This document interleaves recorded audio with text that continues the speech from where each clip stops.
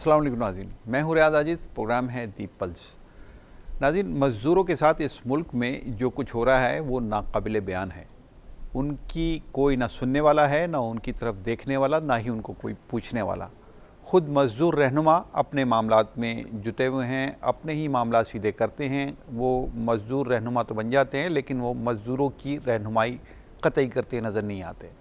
मैं इस हवाले से पहले भी एक दफ़ा प्रोग्राम कर चुका हूं और मेरी कोशिश रहेगी कि मैं आइंदा भी इस हवाले से प्रोग्राम करता रहूं, ताकि मज़दूरों की आवाज़ आप तक पहुंचते रहे, उनके मसाइल आप तक पहुंचते रहें।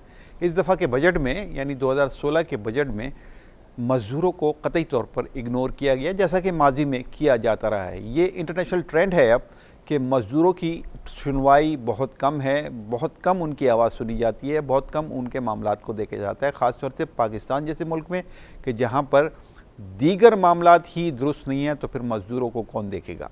मज़दूर जो पूरा मुल्क चला रहे होते हैं, जो पूरे मुल्क के सनती पहिए के रखवाले होते हैं और उसको चलाने के ज़िम्मेदार होते हैं, लेकिन उनके हुकूक़ के हवाले से कोई बात करने वाला नहीं है। मज़दूरों के अलावा जो वर्कर्स हैं, जो वर्कर तबका है हमारे मुल्क का, वो भी, उनका भी पुरसाने हाल कोई नहीं है, वो भी बहुत बुरे हालात से दो चार हैं।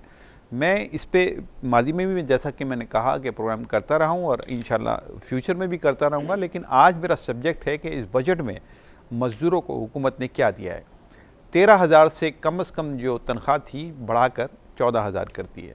ये तोहफ़ा हुकूमत ने दिया है, लेकिन जो 13,000 माजी में मुकर्रर की गई थी तनख्वाह, वो भी किसी फैक्ट्री में दी जाती थी। ख़ुद हुकूमती बहुत सारे इदारे ऐसे हैं जहाँ कॉन्टिनेंट पे काम कर रहे हैं लोग, वहाँ पे भी 13,000 रुपये पे नहीं किए जा रहे। ये बड़ा अलमिया है कि हुकूमत जो ख़ुद कानून बना रही है उस पर अमल दरामद उसके अपने इदारे, सेमी गवर्नमेंट इदारों में भी नहीं हो रहा। मैं आज के प्रोग्राम में इसी ताल्लुक़ से बात करूँगा। मेरे साथ गुफ्तगू करेंगे शफीक गौरी। आप सिंध लेबर फेडरेशन के सदर हैं। बहुत शुक्रिया सर आपका तशरीफ़ लाने का। मेरे दूसरे मेहमान हैं आसिफ अमीन। आसिफ अमीन लेबर लॉस के हवाले से एक माहिर समझे जाते हैं, कंसल्टेंट हैं सनती ताल्लुकात के। बहुत शुक्रिया आसिफ अमीन आपका तशरीफ़ लाने का। और मेरे तीसरे मेहमान हैं जनाब अब्दुल रज़ाक मेमन साहब। अब्दुल रज़ाक मेमन साहब KPT के वर्कर्स यूनियन के, डेमोक्रेटिक वर्कर्स यूनियन के आप जनरल सेक्रेटरी हैं। बहुत शुक्रिया जनाब आपका तशरीफ़ लाने का। आसिफ अमीन एडवोकेट साहब, गुफ्तगू मैं आपसे शुरू करना चाहता हूँ। ये बताइए कि आप सनती क़वानीन के हवाले से काम करते हैं और कंसल्टेंट के तौर पे भी काम करते हैं। ये बताइए कि सनतों में जो नए क़वानीन इंट्रोड्यूस कराए जा रहे हैं, और या सिंध हुकूमत ने अभी हालिया 3-4 नए क़वानीन बनाए हैं, इससे क्या सूरत हाल पैदा हो रही है। उसके बाद मैं फिर बात करता हूँ बजट के हवाले से कि बजट में क्या रखा है। लेकिन पहले थोड़ा सा क्लियर होना चाहिए कि नए क़वानीन जो हुकूमत सिंध ने बनाए हैं लेबर्स के हवाले से, उससे सनतों में और मज़दूरों में क्या बेचैनी है। जी बहुत बहुत शुक्रिया। सिंध गवर्नमेंट ने तकरीबन 9 लेबर लॉज के कवानीन को मंजूर किया है प्रोविंशियल असम्बली के ज़रिए, और जो 9 कवानीन मंजूर किए गए हैं उनमें बहुत ज़्यादा कॉम्प्लेक्सिटीज़ हैं, कॉम्प्लिकेशंस बहुत ज़्यादा हैं। इनकी कॉम्प्लिकेशंस ऐसी हैं कि एक जो सनतकार है उसकी तशरीह अलग करेगा और मज़दूर इसकी तशरीह अलग करेगा। यानी कि कानून ऐसे होने चाहिए कि जिसको अगर सनतकार भी पढ़ता है तो वही मतलब ले, जो मज़दूर पढ़ता है वही मतलब ले। बहुत ज़्यादा उसमें जो ना कॉम्प्लिकेशंस हैं, और इनकी कॉम्प्लिकेशंस की वजह से इबहम बहुत ज़्यादा हो गया और लोगों का रुख अदालतों की तरफ होगा। होना तो ये चाहिए कि कवानीन के ज़रिए मसाइल का हल हो और मज़दूर और सनतकार मिलकर कानून को देखकर अपने मसाइल को हल कर लें। लेकिन अब जब इसमें इतना इबहम है तो लोग अदालतों की तरफ जाएंगे। जब मामलात अदालतों की तरफ जाएंगे तो इंसाफ की रसाई में आपको 5-5, 6-6, 7-7 साल लग सकते हैं। वो तो पहले भी लगते हैं। मैं अगर आपसे ये कहूँ कि 1-2 क़वानीन जो जिसको आप समझते हैं कि उससे इबहम या एम्बिग्यूटी पैदा हुई है, तो उसको थोड़ा सा वाज़े करें, कौन से क़वानीन की तरफ आप इशारा कर रहे हैं और क्या हैं वो। जी, उसके अंदर एक है Sindh workers welfare fund act 2015 और दूसरा है Sindh workers companies profit act 2015। ठीक है। इनमें ऐसा है कि पहले ये होता था कि पहले जो वर्कर्स वेलफेयर फंड की जो अमाउंट होती थी, जब आप फेडरल को दे देते थे और टैक्स से एग्जम्पशंस होती थी, और जो कंपनीज प्रॉफिट का जो एक्ट था उसमें इस तरह से होता था कि मज़दूर को 5% आप देने के बाद फिर जो बकिया रकम बचती थी वो आप वर्कर्स वेलफेयर फंड के अंदर जमा कर देते थे। अब 18वीं तरमीम के बाद جو لیبر کا سبجیکٹ تھا وہ پروونس کو ٹرانسفر ہو چکا ہے, اب فیڈرل کا اس کے اندر اختیار نہیں ہوگا. تو اب اس زمرے میں ایسا تھا کہ یہ جو پیسے جو آپ نے فیڈرل گورنمنٹ کو دینے تھے وہ پیسے آپ نے اب سندھ گورنمنٹ کو سندھ ورکرز ویلفیئر فنڈ کے اندر ٹرانسفر کرنے ہیں. لیکن اب یہ جو نئے قوانین بنے اس میں یہ تھا کہ اب جو یہ سندھ کے نئے قوانین بنیں گے اس میں سندھ ورکرز ویلفیئر فنڈ کو یہ پیسے جو ہے نا ٹرانسفر ہوں گے. لیکن یہ پیسے سندھ ورکرز ویلفیئر فنڈ کو ٹرانسفر کی بجائے پھر اس قانون کے اندر پروویژن رکھ دی گئی ہے کہ یہ آپ کے فیڈرل کو ٹرانسفر ہوں گے. تو یہ ایک بہت بڑی ایمبیگیٹی ہے. تو اب فیڈرل کو ٹرانسفر کریں گے اس کی پروویژن رکھی, لیکن آپ نے جو اختیارات ہیں وہ آپ نے سندھ کے جو نا ورکرز ویلفیئر فنڈ کو دیے ہیں. اب انسپیکٹرز اور جتنے بھی سندھ ریونیو بورڈز کے انسپیکٹرز اس کے لیے انہوں نے مقرر کیے جو کہ انسپیکشنز کریں گے, لیکن پیسہ فیڈرل کو جائے گا. اب سندھ گورنمنٹ نے اپنا بھی بورڈ بنایا ہوا ہے, تو اب سندھ گورنمنٹ میں اور فیڈرل کے اندر بھی یہ بہت بڑی ایمبیگیٹی ہوگی. اب نوٹسز جو جاری ہوں گے صنعت کار کو وہ سندھ گورنمنٹ کی طرف سے بھی آئیں گے اور فیڈرل کی بھی طرف سے آئیں گے کہ آپ پیسے ہمیں دو, فیڈرل کہے گا پیسے آپ ہمیں دو. اچھا, یہ 2015 کا ایکٹ ہے اور آج 2016 ہے, 2016 کے جولائی, اور آج ہم اس پہ بات کر رہے ہیں, کیوں اتنی تاخیر سے؟ سر ایسا ہے کہ یہ ایکٹ کا جو ٹائٹل ہے وہ 2015 ہے, لیکن یہ جو ایکٹ منظور کیے گئے ہیں یہ 2016 کے اندر مئی کے اندر منظور کیے گئے اور گورنر صاحب نے جون میں دستخط کیے ان پر. اچھا, گورنر صاحب نے جون میں دستخط کیے, تو ظاہر ہے کہ پھر جب امپلیمنٹ ہوگا. تو اب یہ ظاہر ہے کہ جب دستخط ہو گئے تو اس کے اوپر اب امپلیمنٹیشن شروع ہو رہا ہے. تو یہ مجھے بتائیے کہ اب پھر کیا حل کیا ہے کہ دوبارہ سے قانون بنایا جائے؟ اس کا حل یہ کہ ان قانون کے اندر جو بھی غلطیاں ہیں ان کو نئے سرے سے دیکھا جائے اور ترامیم لائی جائیں, کئی ترامیم لائی جائیں. اس میں بے شمار غلطیاں ہیں ان قوانین کے اندر, ایک نہیں, یہ 9 قوانین ہیں اور ہر قوانین میں بے شمار غلطیاں ہیں. ان غلطیوں کو دور کیا جائے تاکہ ابہام ختم ہو, لوگ آسانی سے سمجھ سکیں. اچھا, جب یہ اپروول کے مرحلے میں تھا تو کیا آپ جیسے لوگ اس سے بے خبر تھے کہ قانون کیا آنے والا ہے, یا آپ کے علم میں تھا یہ سب کچھ؟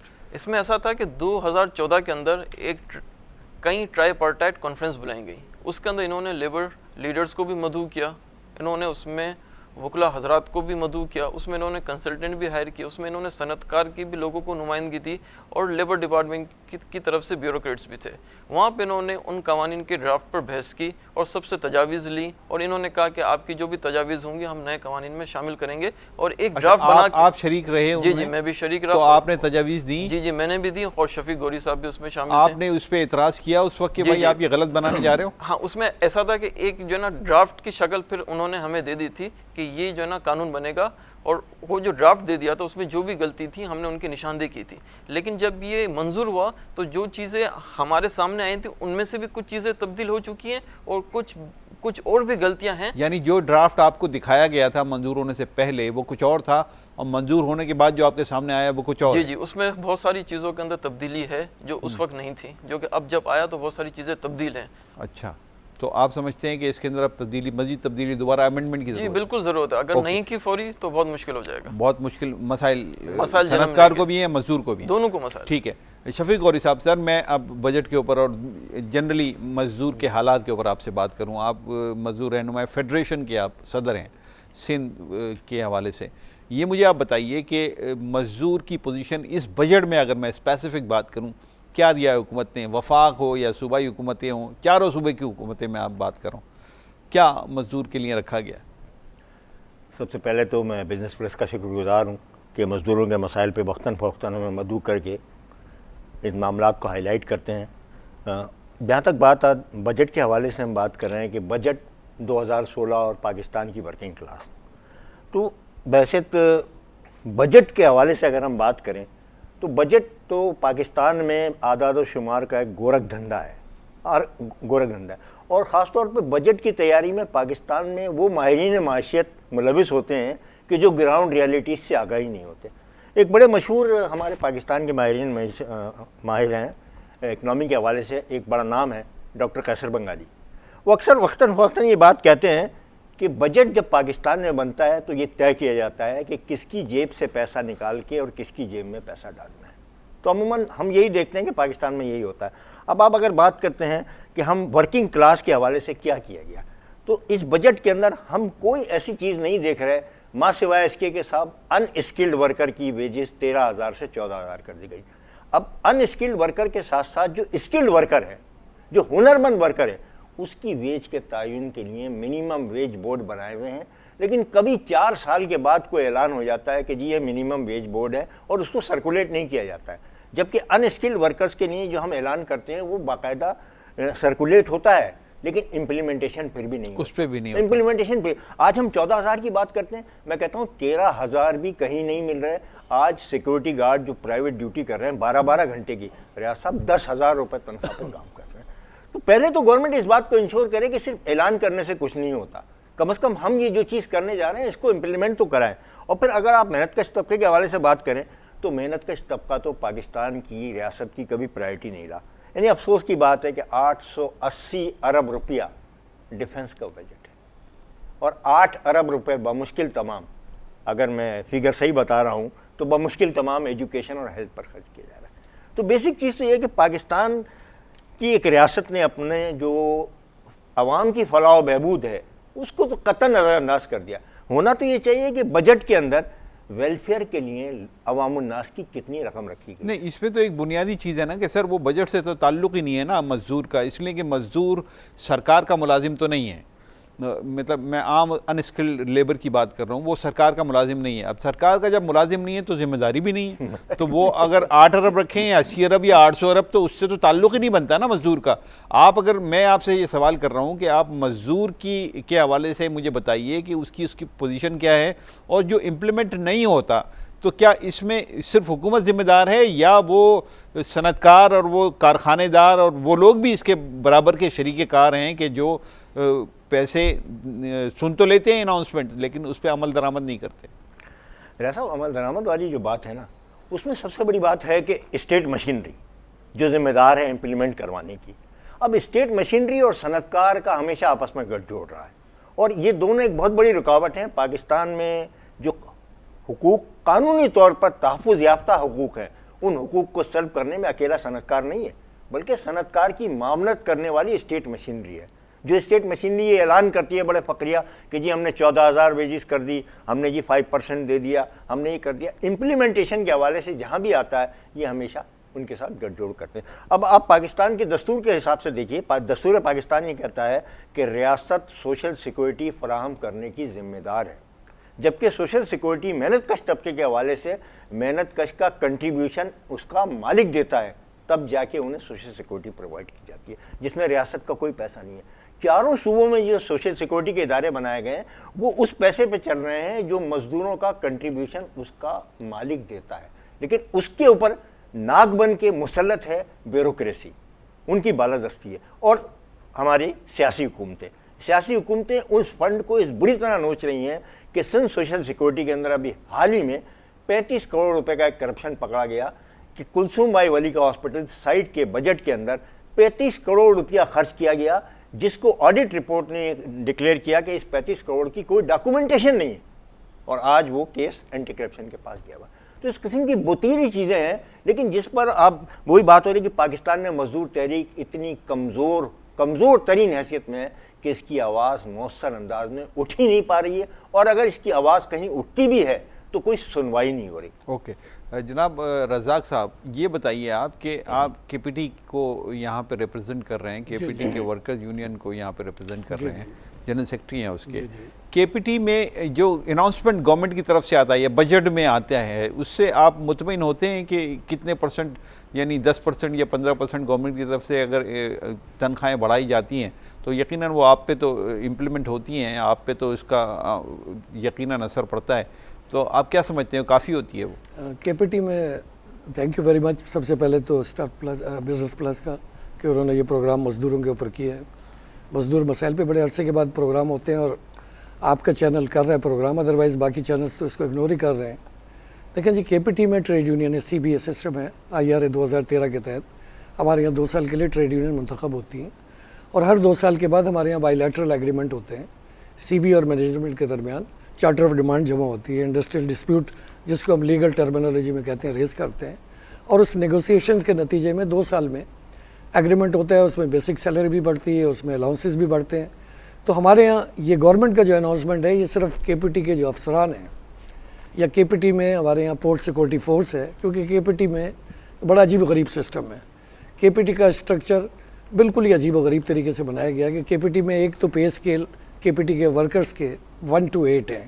اس پے اسکیل کے لیے سی بی اے جو بھی ہوتی ہے 2 سال کے لیے وہ انتظامیہ سے نیگوشیٹ کرتی ہے. اس میں فائنینشیل اور ادر ویلفیئر بینیفٹس لینے کے بعد وہ ایگریمنٹ سائن ہوتا ہے اور وہ بیسیکلی اس سے زیادہ ہی ہوتا ہے جو گورنمنٹ اناؤنس کرتی ہے. اب تک کے جو پچھلے 7-8 جو ایگریمنٹ ہوئے ہیں نارملی گورنمنٹ کے اناؤنسمنٹ سے زیادہ ہوتا ہے. لیکن at the end of the day government چونکہ ہر سال انکریز کرتی ہے اور سی بی اور مینجمنٹ کے درمیان 2 سال کے بعد ایگریمنٹ ہوتا ہے, تو اگر وہ 2 سال کی گورنمنٹ کی انکریز ملا لی جائیں تو مور اور لیس وہی بات بنتی ہے یا تھوڑا سا زیادہ ہوتا ہے. لیکن بہرحال مزدور تو مطمئن ہے کے پی ٹی کے پوائنٹ آف ویو سے کہہ رہا ہوں کہ میں اگر یہ پوچھوں آپ سے کہ جی کے پی ٹی یعنی کراچی پورٹ ٹرسٹ, جی جی وہاں پر جو لیبر ہے یعنی آف لوڈنگ یا لوڈنگ کرنے والے لیبر جو ہیں ہاں وہ تو کے پی ٹی کے امپلائی اس میں نہیں ہیں, وہ ڈاک لیبر بورڈ کے غالباً اس کی طرف جاتے ہیں. تو ان کو کیسے ٹریٹ کیا جاتا ہے؟ کیا ان کے حقوق کا خیال رکھا جاتا ہے اس بجٹ میں کہ جس بجٹ یا اس ایگریمنٹ میں کہ جو ایگریمنٹ آپ کرتے ہیں وہاں کے سی بی اے کرتا ہے اس میں ان کا خیال رکھا جاتا ہے؟ تھوڑا سا آپ کو اسٹرکچر بتا دوں. کراچی پورٹ ٹرسٹ ایک الگ ادارہ ہے, آرگنائزیشن ہے, ٹھیک ہے, اور جو ڈاک ورکرز ہیں وہ کراچی ڈاک لیبر بورڈ اس کے لیے بنایا گیا ہے. ٹھیک ہے. کراچی ڈاک لیبر بورڈ جو ایکٹ بنا تھا قومی اسمبلی کا 74 کا, اس کے تحت ڈاک ورکرز جو ہیں وہ 37 اسٹیویڈورنگ کمپنیز ہیں, اور جو کراچی پورٹ ایکٹ ہے اس کے تحت جو رجسٹرڈ اسٹیویڈورنگ کمپنیز ہیں وہ کارگو کی جو ہینڈلنگ لوڈنگ ان لوڈنگ وہی کروا سکتی ہیں, اور جو کارگو کی لوڈنگ ان لوڈنگ کرتا ہے وہ ڈاک ورکر کرتا ہے, وہ رجسٹرڈ ڈاک ورکر ہونا چاہیے. تو اس وقت تقریباً 2800 پلس ڈاک ورکرز رجسٹرڈ ہیں, ان کی بھی الگ سی بی ہے, ان کی بھی یونین ہے, اور میں اتفاق سے کے D L P democratic worker union کا بھی پریزیڈنٹ ہوں. تو ہم 2 سال کے بعد وہاں بھی چارٹر آف ڈیمانڈ ہوتی ہیں, وہاں بھی ہم 2 سال کے بعد تنخواہیں بڑھاتے ہیں, ان کے الاؤنسز بڑھاتے ہیں. تو وہ بھی جو گورنمنٹ جو اناؤنس کرتی ہے وہ کراچی ڈاک لیبر بورڈ کے ورکر پہ اپلائی نہیں کرتا. اسی طرح کراچی پورٹ میں, کیونکہ کراچی پورٹ میں ایک بائی روڈ ورکر یونین بھی ہے, ان کا کام یہ تقریباً 297 ورکر ہیں کہ جو ایکسپورٹ بلک کارگو ہے جس میں سیمنٹ ہے, چاول ہے, گندم ہے, کھاد ہے, اس کو وہ ورکر جو ہے ہینڈل کرتے ہیں. وہ ٹرک سے انلوڈ کرتے ہیں, نیچے ڈاک ورکر اس کو ریسیو کرتا ہے اور جہازوں پہ اس کو لوڈ کرتا ہے.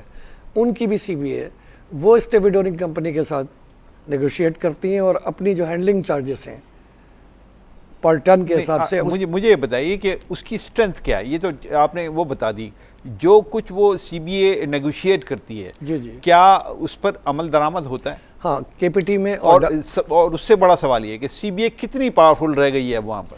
دیکھیں جی, جہاں تک اگر آپ ٹریڈ یونین کی بات کرتے ہیں تو پبلک سیکٹر میں اب بھی جو سی بی ایز ہیں وہ افیکٹو ہیں. کے پی ٹی میں سی بی اے افیکٹو ہے, اور چونکہ بہت عرصے سے 1969 سے لے کے جب سے یہ آئی آر او بنا ہے, اس سے پہلے ریکگنیشن کا دور تھا. 69 سے جو ہے وہ جب ریفرنڈم کا کانسیپٹ آیا تو سی بی اے کنٹینیوس چل رہی ہیں اور الحمدللہ افیکٹو رہتی ہیں. جہاں تک امپلیمنٹیشن کی بات ہے تو most part of the agreement implement ہو جاتا ہے, لیکن جب گورنمنٹ چینج ہوتی ہیں, پولیٹیکل انفلوئنس آتا ہے, جب مینجمنٹ چینج ہوتی ہیں, یا مینجمنٹ کے اندر کچھ ایسے ایلیمنٹ ہوتے ہیں جو کوشش کرتے ہیں کہ کچھ چیزوں کو امپلیمنٹیشن نہ کریں, جیسے ابھی ریسنٹلی جو ہمارے یہاں کے پی ٹی میں ایگریمنٹ ہوا ہے لاسٹ, اس کا امپلیمنٹیشن کے پی ٹی نے 2014 سے روکا ہوا ہے. 2012 کے ایگریمنٹ تھے, وہ چلتا رہا. 14 میں جو ہے اس کو ری رائٹ کیا گیا اور اس کی کچھ چیزوں کا امپلیمنٹیشن روکا ہوا ہے, جس کی وجہ سے کے پی ٹی کے ورکرز میں بھی بڑی بے چینی ہے کہ جو طے شدہ معاہدات ہیں. جیسے مثال دیتا ہوں کہ ہمارا ایک ایگریمنٹ ہوا تھا کہ مزدوروں کو چھٹیوں کے پیسے ان کیش کیے جائیں گے, وہ کے پی ٹی نے روکا ہوا ہے. ایک ایگریمنٹ ہوا تھا کہ جو کے پی ٹی کے کوارٹر میں لوگ رہتے ہیں جن کا کرایہ بہت زیادہ ہے, کیونکہ ہاؤس رینٹ کے پی ٹی میں ورکرز کو 55% ملتا ہے. اب اگر ان کی بیسک دیکھی جائے تو لوگ 25-30 ہزار روپے ان کو ہاؤس رینٹ نہیں ملتا, اکوموڈیشن بہت چھوٹی ہے. انہوں نے ایک ایگریمنٹ کیا تھا کہ ہم ڈفرینٹ ٹائپ آف اکوموڈیشن جو ہے EFGH یہ ہمارے ٹائپس ہیں, ورکر کی جو پوسٹ ہے اس کے لحاظ سے ان کو اس کا ہم فکس کر دیں گے. وہ انہوں نے ایگریمنٹ کیا لیکن اس کو عمل درآمد انہوں نے نہیں. ٹھیک ہے, وہ تو صحیح ہے, لیکن مجھے آپ یہ بتائیے کہ یہ کے پی ٹی آپ کی ہے, ایک گوادر پورٹ ہے, ایک پورٹ قاسم ہے ہمارے پاس. جی جی. کیا یہاں کی یونینز اور وہ جو ڈاک لیبر یونینز ہیں ان کا کوئی آپس میں کوئی کنفیڈریشن ہے, کوئی آپس میں تعلق بناتے ہیں آپ کہ آپ زیادہ مضبوط ہو جائیں, مزدور کی آواز زیادہ پاورفل ہو جائے؟ انفارمل تعلق تو سب یونینوں سے ہے, لیکن ایک پراپر کوئی آرگنائزڈ قسم کا یا کسی فیڈریشن کے حوالے سے کوئی آپس میں ایسا کوارڈینیشن نہیں ہے. اور بالکل آج بھی ہماری اس پہ میٹنگ ہوئی تھی منسٹر صاحب سے بھی, اور یہاں یہی سبجیکٹ تھا کہ ہم سیکٹر وائز ट्रेड यूनियंस जो हैं उसको ऑर्गेनाइज़ करें ताकि हमारी वॉइस इफ़ेक्टिव हो जाए, यानी जितने भी हमारे स्टेक होल्डर्स हैं पोर्ट के, वो इकट्ठे होके हमारे सेक्टर के, वो ज़्यादा इफेक्टिवली उनका कलेक्टिव बार्गेनिंग पावर बढ़ जाए। ठीक है। आसिफ अमीन साहब, ये बताइए कि इतनी कमज़ोर हो गई है यूनियन, ये तो चलिए KPT में है, एक सरकारी जो इदारा है, या PIA है, वहाँ पे तो एक आवाज़ है, या रेलवे है, वहाँ पे कोई ना कोई आवाज़ है, उनका इफ़ेक्टिवनेस है, लेकिन जो प्राइवेट इदारे हैं वहाँ पर मज़दूर की आवाज़ नहीं है। इतनी कमज़ोर आवाज़ हो गई है कि बल्कि आवाज़ ही नहीं है अब कि वो सुनाई, वो आवाज़ चीख निकलती है, आवाज़ तो अब नहीं निकलती, वो चीख भी सुनाई नहीं देती, इतनी कमज़ोर वो चीख है। तो आप मुझे बताइए कि ये इसमें क़वानीन को दोबारा से रीशेप करने की ज़रूरत है या क्या, या ज़्यादा इफ़ेक्टिव मज़दूर रहनुमाओं को होना चाहिए कि वो जाके अपने लोगों को थोड़ा सा एक्टिव करें? सर इसमें इस तरह से है कि जो ट्रेड यूनियन एक्टिविटी जो कमज़ोर हुई है वो कॉन्ट्रैक्ट वर्कर्स की वजह से हुई है। 2006 के अंदर इन्होंने एक टर्म डाली थी कॉन्ट्रैक्ट वर्कर्स की, उसकी वजह से लोगों ने कॉन्ट्रैक्ट वर्कर्स को हायर करना शुरू कर दिया और आउटसोर्सिंग और थर्ड पार्टी पर वर्कर्स को इन्होंने हायर करना शुरू कर दिया। कॉन्ट्रैक्ट वर्कर भी वही काम करता है जो कि एक परमानेंट नेचर का वर्कर करता है, लेकिन कॉन्ट्रैक्ट वर्कर की बदकिस्मती ये है कि उससे कोई बेनिफिट भी नहीं मिलता, और उसकी एक बदकिस्मती ये है कि वो ट्रेड यूनियन एक्टिविटी में भी पार्टिसिपेशन नहीं कर सकता। जब वो ट्रेड यूनियन एक्टिविटी में पार्टिसिपेशन नहीं कर सकता तो फिर ट्रेड यूनियन भी फॉर्म नहीं कर सकता। और ज़्यादातर इंडस्ट्रीज़ के अंदर सिर्फ पर मिनट वर्क फोर्स आपकी 1 से 5% है, बाकी 95% 99% वर्क फोर्स अब आपकी कॉन्ट्रैक्ट पे यानी कि थर्ड पार्टी और आउटसोर्सिंग पर चली गई है, जिसकी वजह से ट्रेड यूनियन को सबसे ज़्यादा नुकसान हुआ है, एक वजह। दूसरी वजह ये थी कि जब ये नए कानून बन रहे थे, जिसका मैंने 2014 का आपको ट्राइपार्टाइट कॉन्फ्रेंस का हवाला दे, जिसमें मैं भी था और शफीक गोरी साहब भी थे, तो उस वक्त जितने भी मजदूर रहनुमा थे या उस वक्त के जो भी वहाँ पर जो वकला हजरात थे, उन्होंने यही जोर दिया कि पाकिस्तान एक डेमोक्रेटिक कंट्री है, तो डेमोक्रेटिक कंट्री के अंदर डेमोक्रेसी को फ़रोग देना चाहिए और ट्रेड यूनियन एक्टिविटी भी डेमोक्रेसी का तसलसल है। तो लिहाजा कॉन्ट्रैक्ट वर्किंग सिस्टम को आपने ख़त्म करना है। अगर कॉन्ट्रैक्ट वर्किंग सिस्टम को आप ख़त्म नहीं करते तो इसको इस तरीके से आप कर दें कि जो है ना, लोगों के हुकूक से लोग महरूम ना हो, उनके फंडामेंटल राइट्स ख़त्म ना हो। तो फिर इन्होंने ये कहा था कि जब हम नए कानून लाएंगे तो उसमें हम कॉन्ट्रैक्ट वर्किंग सिस्टम को हम ख़त्म कर देंगे। ये एक बहुत खुशाइंद बात थी। अब जब के नए कानून आ गए तो इसमें इन्होंने इस तरीके से किया कि कन्फ्यूजन पैदा हो गई है। नहीं, जो यूनियन साजी है उसके ऊपर तकरीबन पाबंदी है अब, और ये मतलब गैर एलानिया पाबंदी है, सरकार ने तो इजाज़त दी है। इस हवाले से आप समझते हैं कि वो कानून होना चाहिए? जी सर, मैं उसी की तरफ मैं कंटिन्यू कर रहा हूँ कि इस वक्त जो नए कानून आए हैं उसमें इन्होंने इबाम ये पैदा किया कि एक तरफ तो इन्होंने ये लिखा है कि थर्ड पार्टी पे अब लोगों को नहीं लिया जाएगा, और थर्ड पार्टी पर लिया जाएगा तो वर्कर की डेफिनेशन में नहीं आएगा, यानी कि वर्कर की डेफिनेशन में जो भी होगा वो परमानेंट ही होगा और परमानेंट ही हायर करेंगे। दूसरी तरफ उन्हीं कानून के अंदर इन्होंने कॉन्ट्रैक्ट वर्किंग सिस्टम और सब कॉन्ट्रैक्टर का भी जिक्र किया है। अब मजदूर ये समझेगा कि थर्ड पार्टी पे कोई कॉन्ट्रैक्ट वर्कर को हायर नहीं किया जाएगा, इंडस्ट्रियलिस्ट ये समझेगा कि नहीं थर्ड पार्टी कॉन्ट्रैक्ट पर भी हायर किया जाएगा। ये हो गया इबहाम।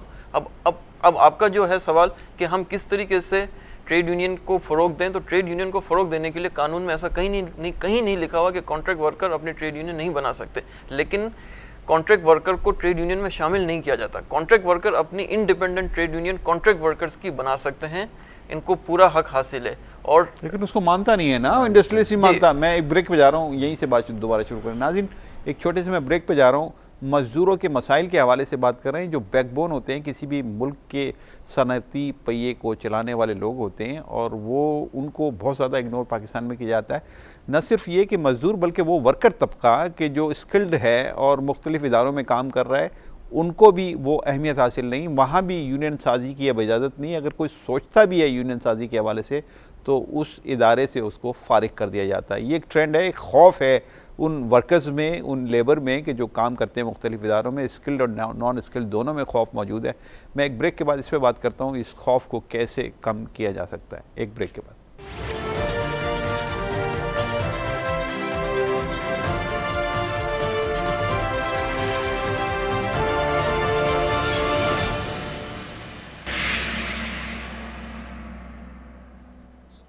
एक दफ़ा फिर आप सबका खैर मकदम करता हूँ प्रोग्राम में। गौरी साहब, ये बताइए आप कि जो हमारा कानून है, जो लेबर लॉज हैं, उस हवाले से जो मज़दूर में या वर्कर में खौफ पैदा कर दिया गया है कि अगर यूनियन साजी की आपने बात की تو یو ول بی فائرڈ. اب اس خوف سے کہ اس کو نوکری سے فارغ کر دیا جائے گا وہ یونین سازی کی بات ہی نہیں کر رہا. کیسے ہم ختم کر سکتے ہیں ورکرز میں اور لیبرز میں یہ خوف؟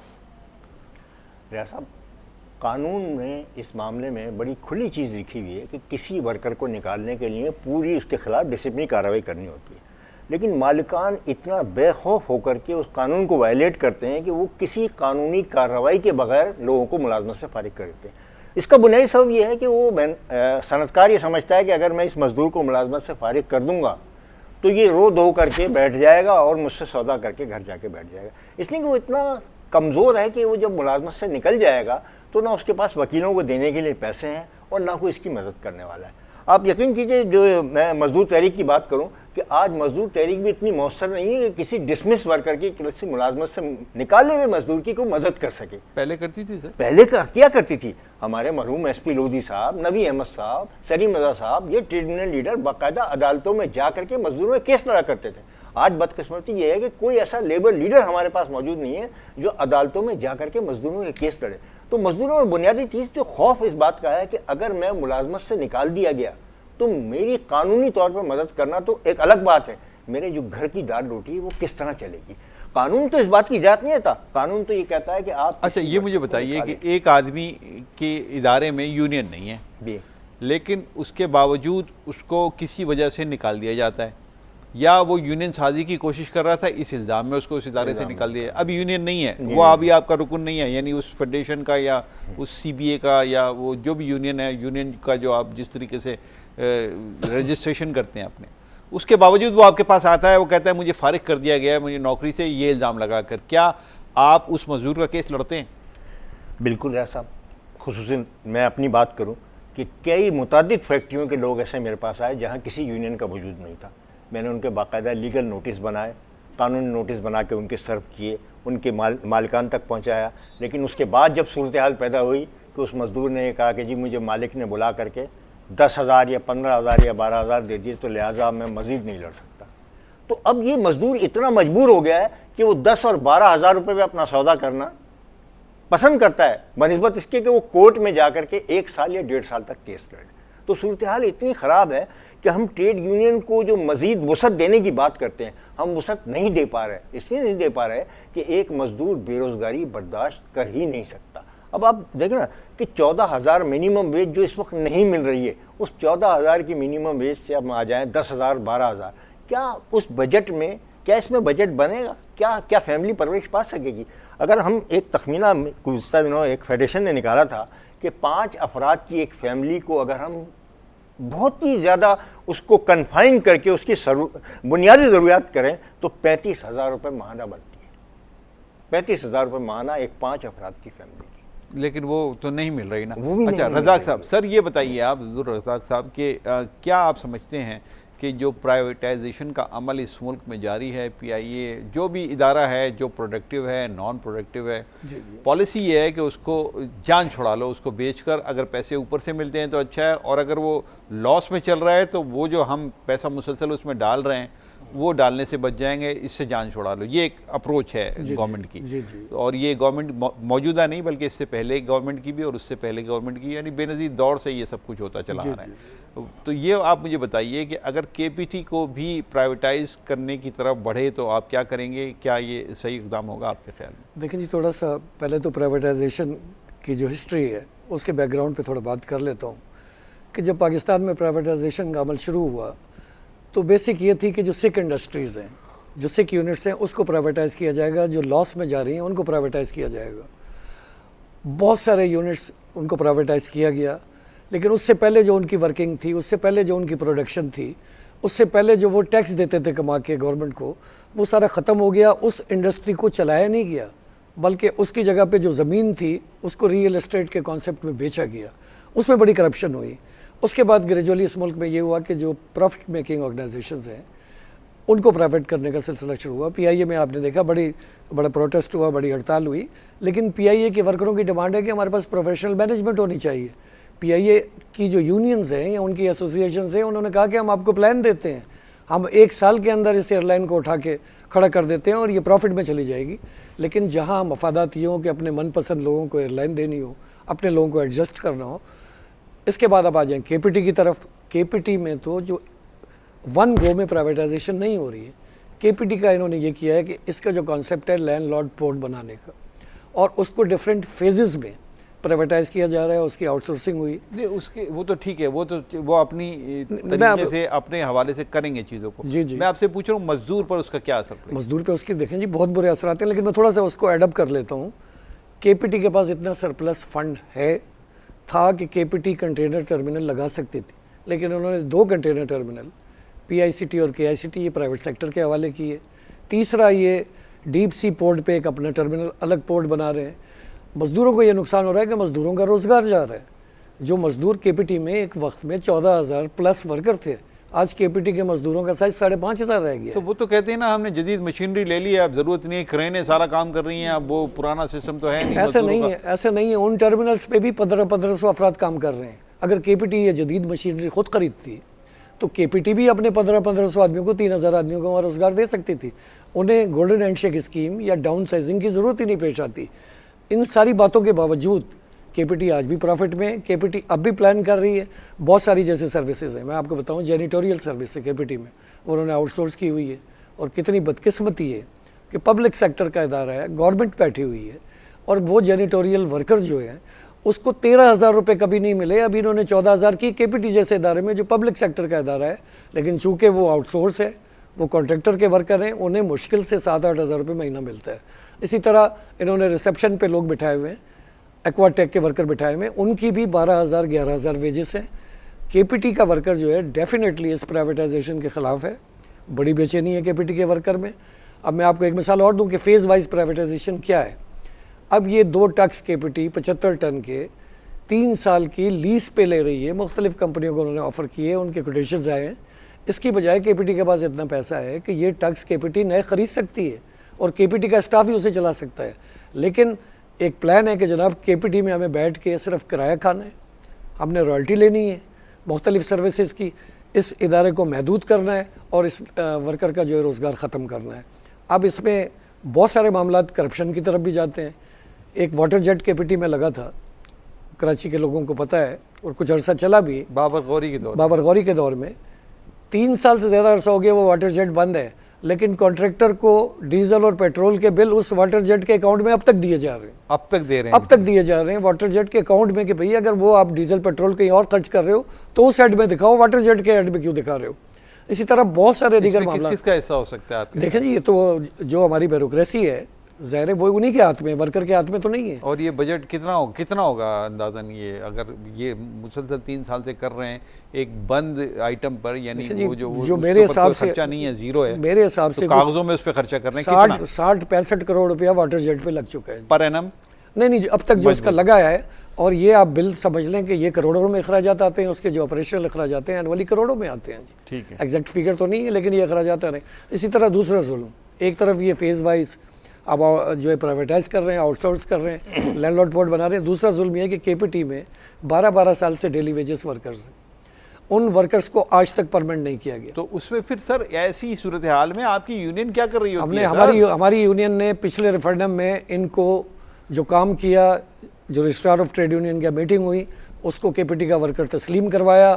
ہائی کورٹ میں ہماری پٹیشن گئی, اس میں ہائی کورٹ نے ججمنٹ دیا کہ یہ کے پی ٹی کے ورکر ہیں, ان کے 90 ڈیز ہو گئے ہیں. اس پہ میں نے ہائی کورٹ میں پٹیشن. آج حاصل بزنجو جو نئے وزیر بنے کے پی ٹی کے, وہ کراچی میں تھے.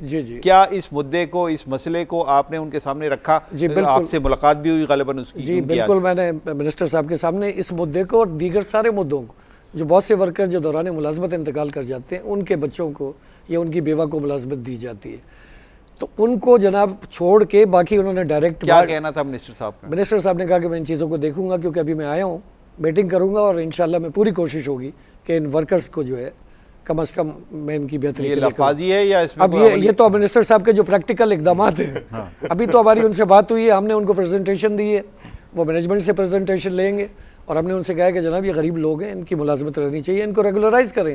آپ باہر سے بھرتیاں کر رہے ہیں, آپ اخباروں میں اشتہار دے رہے ہیں, آلریڈی آپ کے پاس کام کر رہے ہیں, آپ ان کو ریگولر نہیں کر رہے, اس کی وجہ سے ان کو کوئی بینیفٹ نہیں مل رہا, نہ ان کو میڈیکل فیسلٹیز مل رہی ہے ان ورکر کو, نہ ان کا کوئی مستقبل ہے, جب ریٹائرڈ ہوں گے تو ان کی نہ کوئی پینشن ہوگی. اس طرح اسسٹنٹ پیکیج کے بچے جو ملازمین دوران ملازمت انتقال کر گئے, وہ 3-3, 4-4 سال سے ملازمت کر رہے ہیں. پٹیشن میں نے فائل کی ہوئی ہے اس کی بنیاد پہ, ورنہ کے پی ٹی تو 2 سال کے بعد ان کو فارغ کر رہی تھی. تو ہماری کوشش ہے کہ ان ورکروں کی امپلائمنٹ بھی بچے.